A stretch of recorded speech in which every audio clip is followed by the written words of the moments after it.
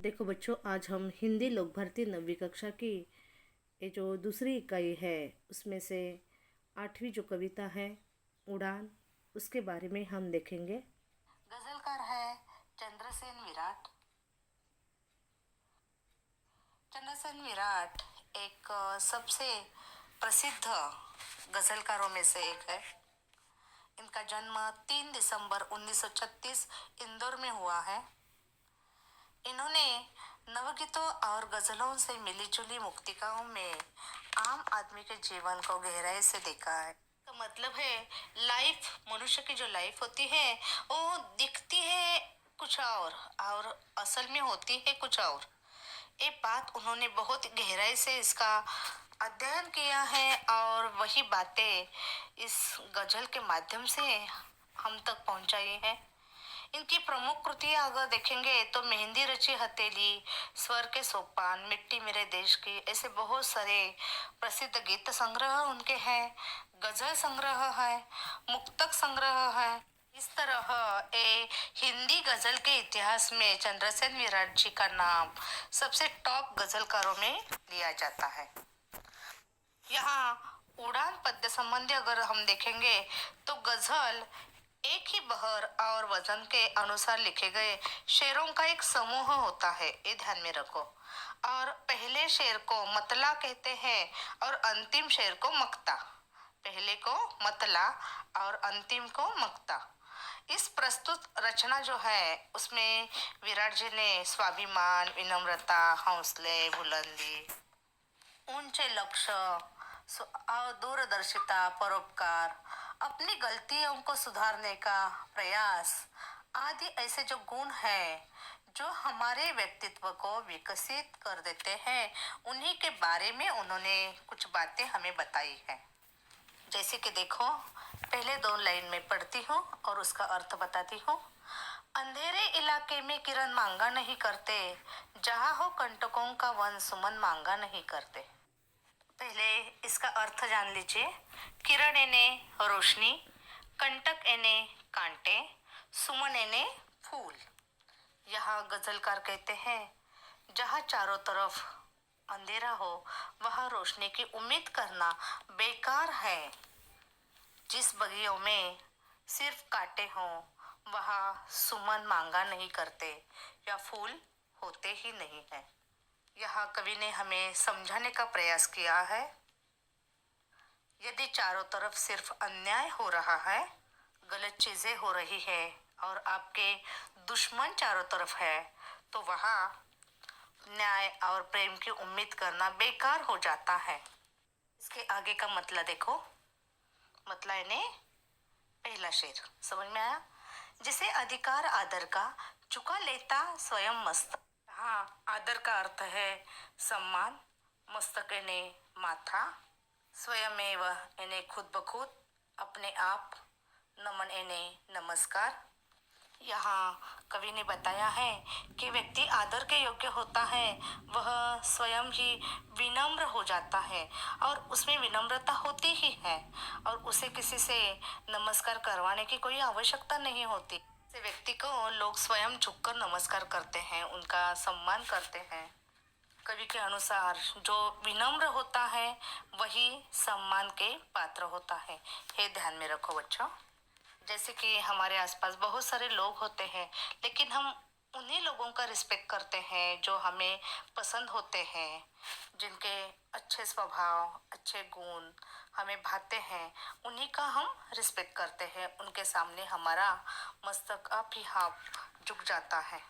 आगे देखो, परों में शक्ति हो तो नाप लो, उपलब्ध नभ सारा, उड़ानों के लिए पंछी गगन मांगा नहीं करते। यहाँ पर एने पंख, उपलब्ध प्राप्त, गगन एने आकाश, खुद ब खुद एने स्वयं। इन्हें यहाँ पंछियों की उपमा देते हुए मनुष्य को कहा है कि अगर आप में कुछ पाने की लालसा हो, के अंदर विश्वास है, आपके अंदर शक्ति है, तो अपने आप उसे करके दिखा सकते हो। उड़ने वाला पंछी देखा है बच्चों? कभी आसमान मांगा नहीं करता, वो खुद ब खुद उड़ जाता है, क्योंकि उनमें वो हिम्मत होती है। वे जहाँ रास्ता दिखाई देता है वहाँ उड़ने लग जाते हैं।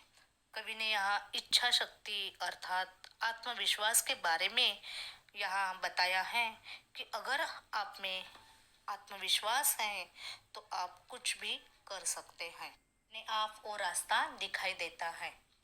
अगर हम में हिम्मत होगी तो किसी से सहारा मांगने या कुछ मदद मांगने की जरूरत नहीं होती। वो अपने आप सब कुछ कर लेता है, अपना रास्ता ढूंढ लेता है।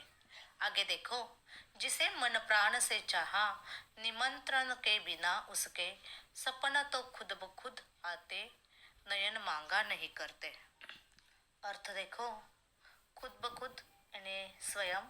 हाँ, कवि कहते हैं जिसे हम बहुत अधिक चाहते हैं, बहुत प्यार करते हैं, उन्हीं के बारे में हम दिन रात सोचते रहते हैं, तो उन्हीं का ख्याल हमें सपने में आता है। और उन सपनों को आने के लिए नहीं कहा जाता या कहना पड़ता, वो अपने आप आ जाते हैं। अर्थात आपके मन में अगर कुछ करने की लालसा हो, कुछ आपको कर दिखाना है, तो आप उन सपनों के पीछे लगो। वो सपने अपने आप पूरे हो जाएंगे। उसके लिए रास्ते अपने आप बन जाते हैं।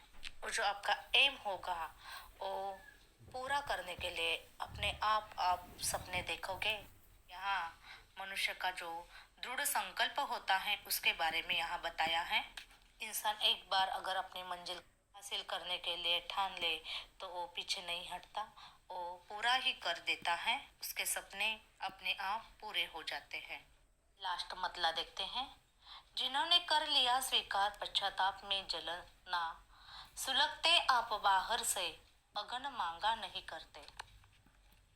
पश्चाताप अर्थात दुख, सुलगना अर्थात जलना, अगन यानी अग्नि। यहाँ कवि कहते हैं जिन्होंने दुख में जीना स्वीकार कर लिया है वो अपने आप ही बाहर से सुलगने लगते हैं यानी धीरे धीरे जलने लगते। उन्हें किसी से आग मांगने की जरूरत ही नहीं पड़ती बच्चों। वो अपने आप मन ही मन में जलते रहते हैं, सुलगते रहते हैं। यहाँ कवि ने बताया है कि छोटी छोटी बातों से बहुत सारे लोग ऐसे होते हैं कि पश्चाताप करते हैं और अंदर से अंदर ही वो सुलगते रहते हैं, यानी कि धीरे धीरे जल रहते हैं। में वो कैपेसिटी ही नहीं होती कि हम कुछ कर सकते हैं।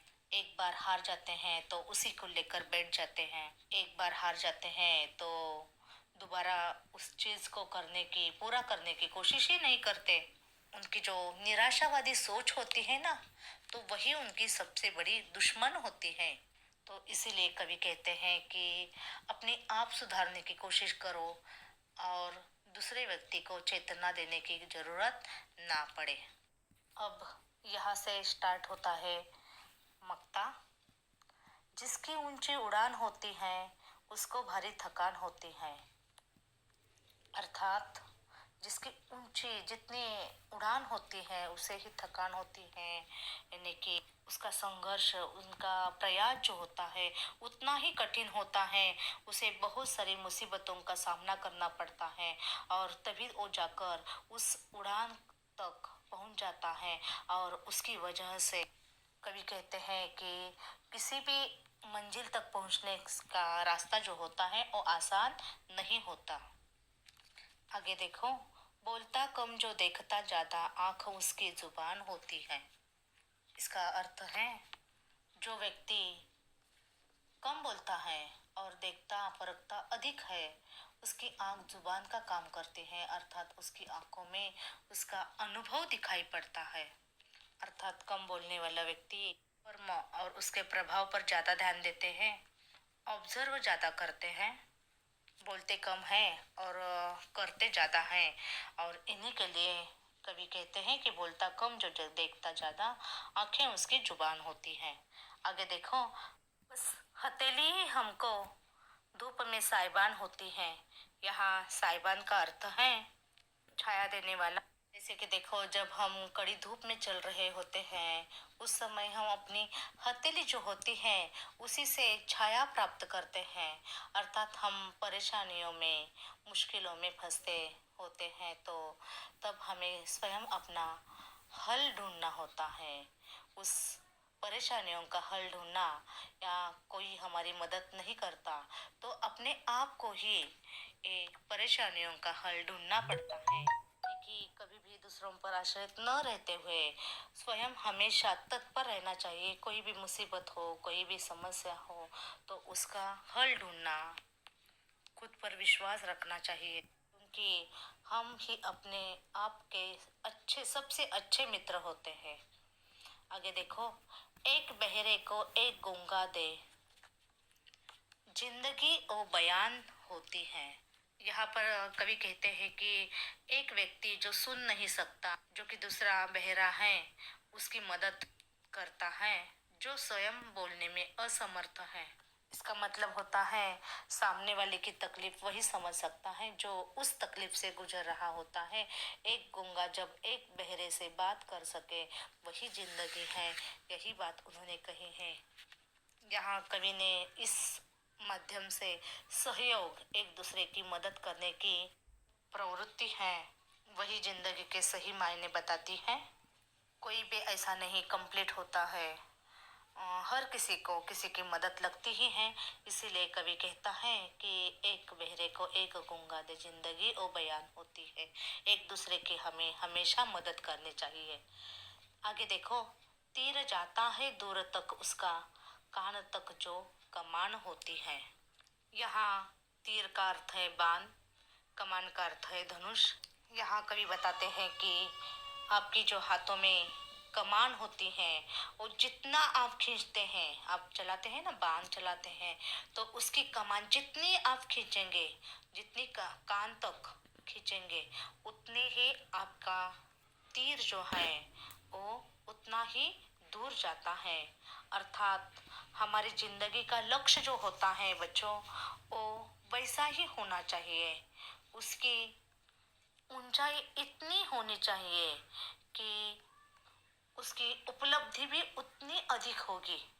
यानी कि कोई भी कार्य करते हुए पूरी मेहनत से, ईमानदारी से करना चाहिए, तो वो कार्य अवश्य पूर्ण होता है, पूरा हो जाता है। आगे देखो, खुशबू देती है एक शायर की, जिंदगी धूपदान होती है। यहाँ धूपदान ने सुगंधित द्रव्य रखने का पात्र होता है। कवि कहते हैं, एक शायर की जिंदगी एक धूपदान के समान होती है। जिस प्रकार धूपदान में जलता हुआ द्रव्य अपनी सुगंध से वातावरण को सुवासित कर देता है, उसी प्रकार शायर जो होता है, उसकी प्रसिद्धि जो होती है, वो चारों ओर फैल जाती है। यहाँ कवि और शायरों के बारे में, शायरी करने वालों के बारे में बताया है कि उनका जो जीवन होता है वो लोगों में प्रेरणा देने का होता है। उनमें खुशियों के साथ समाज को सही राह दिखाना उनका लक्ष्य होता है।